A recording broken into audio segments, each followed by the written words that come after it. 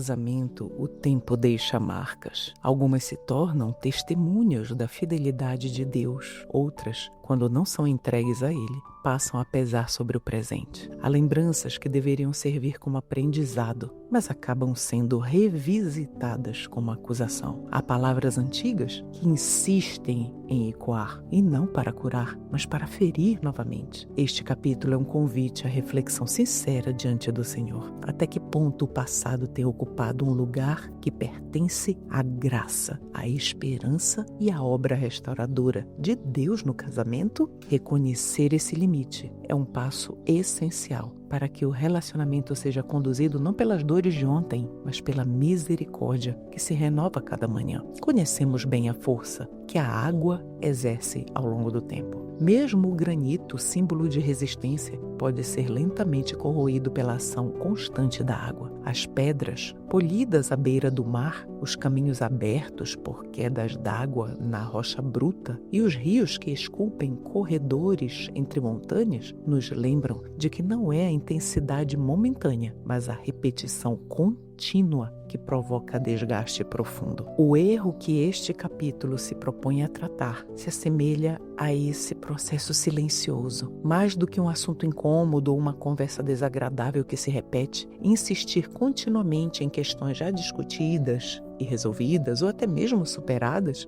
tem o poder de enfraquecer a solidez do casamento. De forma quase imperceptível, esse hábito vai consumindo a relação pouco a pouco, corroendo a confiança, a paciência e a disposição para o diálogo, muitas vezes sem que o casal perceba o que está acontecendo. O que ocorre quando assuntos antigos são constantemente trazidos de volta à conversa? Seriam essas repetições apenas traços de um temperamento mais queixoso, seja da esposa ou do marido? Algo irritante, porém inofensivo? Ou estariam elas mais próximas da imagem da água, que ao longo do tempo compromete a estrutura da pedra? Essa distinção é fundamental para compreender o impacto real desse comportamento no casamento. Remoer o mesmo assunto não promove cura nem restauração. Ao contrário, costuma intensificar tensões, reacender feridas e alimentar conflitos já existentes. Diante disso, surge uma pergunta essencial: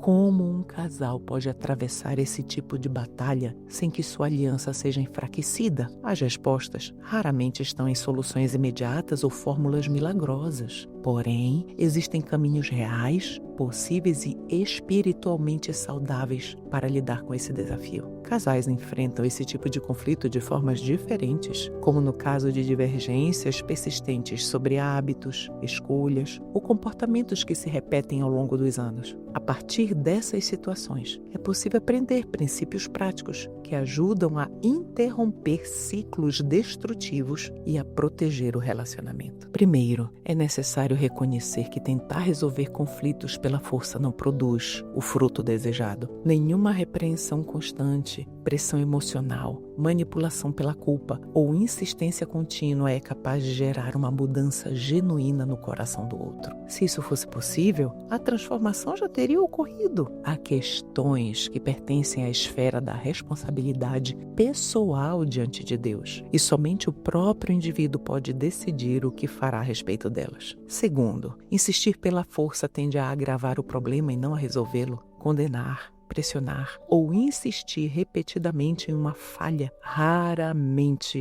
conduz à restauração. Pelo contrário, esse tipo de postura costuma fortalecer resistências, gerar defensividade e enfraquecer o espírito de cooperação. A censura contínua alimenta ressentimentos e, em vez de enfraquecer o problema, acaba por fortalecê-lo. Terceiro, torna-se essencial reconhecer as limitações do outro e desenvolver empatia verdadeira, misericórdia. Isso exige disposição para ouvir, compreender e, sempre que possível, colocar-se no lugar do cônjuge. Muitas vezes, enquanto um deseja ardentemente que o outro mude, o outro precisa encontrar forças internas e convicção pessoal para lidar com suas próprias lutas. Quando há esforço sincero para compreender o que o outro enfrenta, diminui-se a tentativa de controle e abre-se espaço para uma convivência mais cooperativa e respeitosa.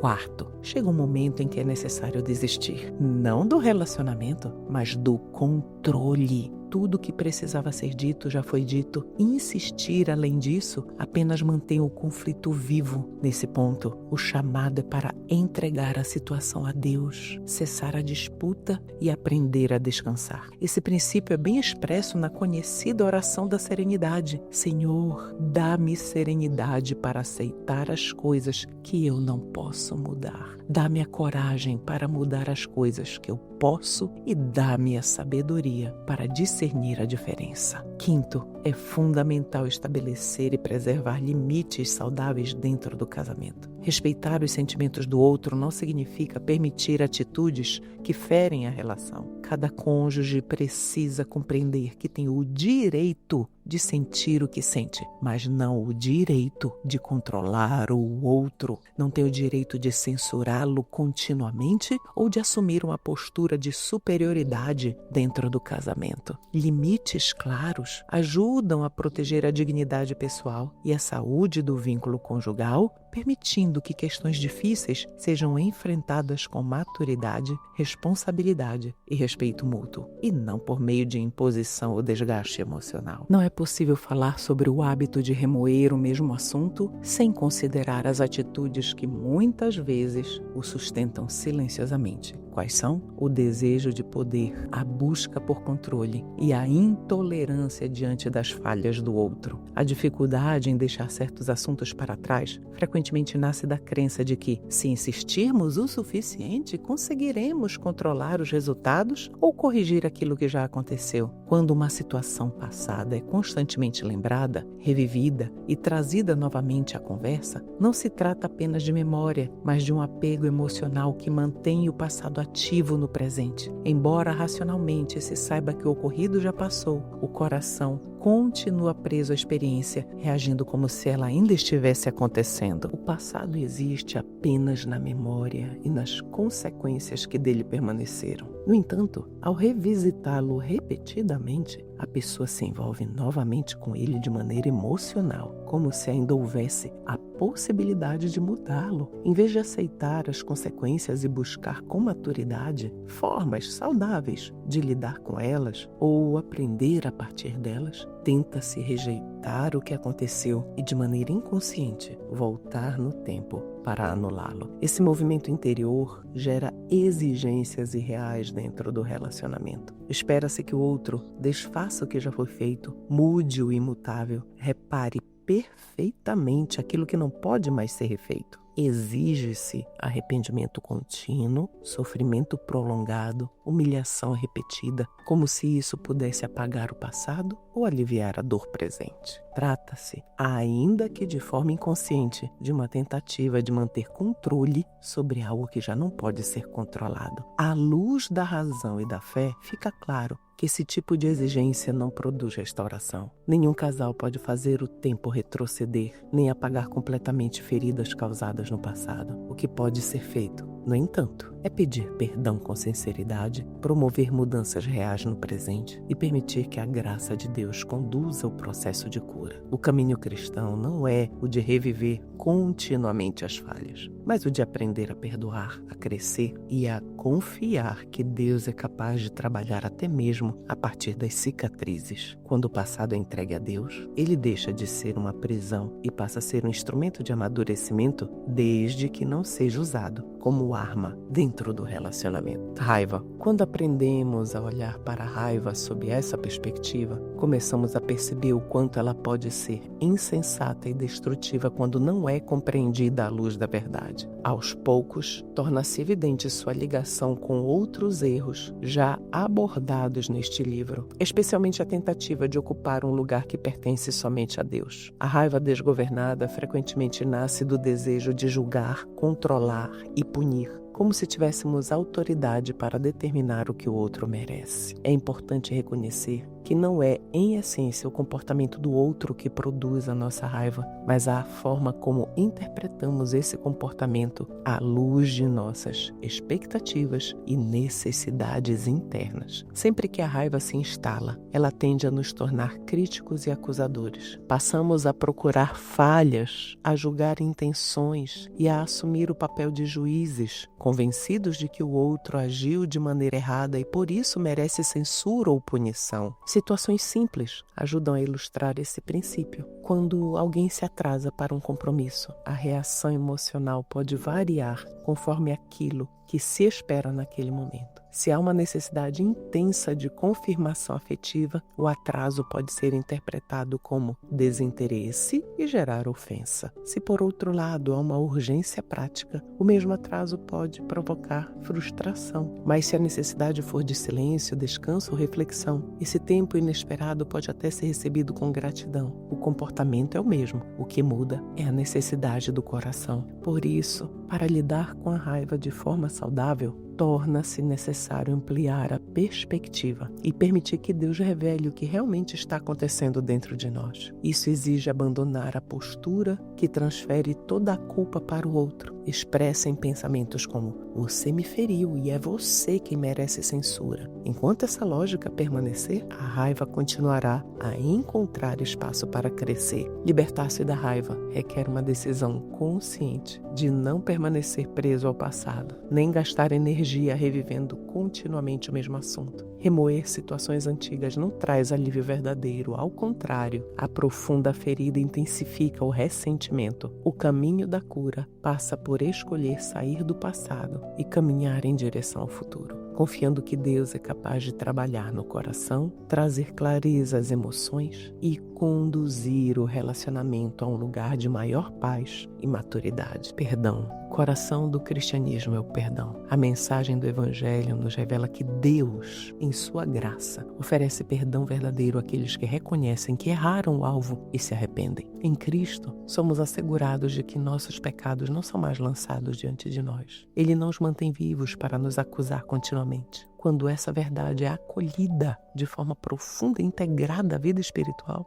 torna-se impossível ignorar o chamado de estender essa mesma graça aos outros. Por essa razão, qualquer conversa sobre remoer o mesmo assunto ficaria incompleta sem abordar o tema do perdão. Quando uma mágoa é alimentada por tempo prolongado, mais cedo ou mais tarde o diálogo precisa ser direcionado para esse ponto, pois o perdão é a fonte da cura, tanto para quem o concede quanto para quem o recebe. Poucos de nós escapam dessa luta. Quem nunca se viu preso a uma dor antiga, revisitando lembranças dolorosas, consciente do desgaste que isso provoca, mas ainda assim com dificuldade de soltar o que já passou? Em muitos casos, a restauração de um casamento não ocorre de forma imediata. Ela exige tempo, esforço e, sobretudo, a intervenção graciosa de Deus. Não se pode esperar que o perdão surja de maneira instantânea, como se fosse algo superficial ou automático. Um perdão apressado que ignora o processo interior costuma ser frágil. Há momentos em que o coração ainda não está pronto, mas precisará no tempo certo caminhar nessa direção. Esse desafio não é exclusivo de um casal. Ele se apresenta em algum grau na vida de todos nós. Quando o perdão não acontece, a falta dele frequentemente se manifesta na repetição constante de assuntos já tratados. Surgem sermões prolongados sobre erros passados, recordações insistentes de falhas antigas, comentários sarcásticos e palavras que ferem. A dor não resolvida encontra diferentes formas de se expressar, mantendo viva uma ferida que deveria estar em processo de cura. Perdão. A ausência de perdão também afeta profundamente o interior de quem sofre. Aquilo que não é liberado passa a ocupar espaço no coração e na mente. Pensamentos recorrentes, dificuldade para descansar, fixação na falha do outro e até desejos de retaliação podem se instalar. A pessoa passa a dizer, ainda que silenciosamente, eu não consigo esquecer isso. Esse peso emocional não apenas aprisiona o passado, mas rouba a paz do presente. Nosso coração possui limites. Não é possível permanecer cheio do amor e ressentimento ao mesmo tempo. Um inevitavelmente expulsará o outro. Da mesma forma, não conseguimos avançar em direção ao futuro enquanto permanecemos presos ao que já aconteceu. Quando insistimos em reviver fracassos e dores, fechamos espaço para que novas experiências de alegria, crescimento e esperança encontrem lugar em nossa vida. Um dos efeitos mais dolorosos da falta de perdão é o estreitamento da visão espiritual. A dor constante nos torna menos sensíveis à dor dos outros e incapazes de reconhecer ou celebrar as alegrias que eles experimentam. Aos poucos, o mundo interior se reduz, o olhar se limita e o coração se fecha para a vida que ainda está acontecendo ao redor. Ao refletir sobre o perdão e sobre as feridas sofridas ao longo da caminhada, é como surgir um desejo profundo por justiça. De maneira muito humana, há momentos em que o coração anseia por reparação, reconhecimento da dor e até vingança. No entanto, cada instante dedicado a alimentar esse desejo é um instante retirado daqueles que estão presentes, dispostos a amar e a caminhar conosco hoje. Mais uma vez, a questão das expectativas e exigências se apresenta. Quando o ressentimento é mantido além do tempo natural do luto pelas perdas, ele passa a ser sustentado por exigências imaturas. A expectativa de que o outro seja diferente do que é, de que o passado pudesse ser refeito, de que a vida se ajuste perfeitamente às suas dores. Encerrar um assunto é muitas vezes mais difícil do que parece. Corrigindo, trata-se de uma decisão que ultrapassa a força humana e exige auxílio sobrenatural. Somente Deus é capaz de abrandar um coração endurecido e nos permitir enxergar a fragilidade da condição humana. Ele nos oferece compaixão para as nossas próprias falhas e, nesse processo, nos capacita a desenvolver compaixão pelos erros dos outros. É na consolação recebida de Deus que aprendemos a consolar, a liberar e a caminhar em direção à verdadeira liberdade interior. Para compreender como o Evangelho lida com a traição, a dor e a restauração, basta olhar para a conhecida parábola do filho pródigo, registrada no Evangelho de Lucas. Nessa narrativa, Jesus apresenta um pai que vê seu filho pedir a herança ainda em vida, partir para longe e desperdiçar tudo em uma vida desregrada. Trata-se de uma ruptura profunda, marcada por rejeição, perda e vergonha. Humanamente falando, seria natural imaginar que esse pai estivesse tomado por indignação e ressentimento. Ele fora profundamente ferido, tinha razões legítimas para fechar a porta, impor condições severas ou exigir explicações detalhadas antes de qualquer possibilidade de reconciliação. No entanto, a história segue um caminho surpreendente. O texto bíblico nos diz: "E quando ainda estava longe, viu-o seu pai e se moveu de íntima compaixão e, correndo, lançou-se-lhe ao pescoço e o beijou." Lucas 15:20. Esse retrato do amor e do perdão de Deus desafia a lógica humana. Ele confronta diretamente a maneira como fomos treinados a reagir diante da ofensa. Muitos de nós pensariam que o pai deveria primeiro confrontar o filho, exigir justificativas, lembrá-lo de suas falhas e somente depois de um longo período de prova,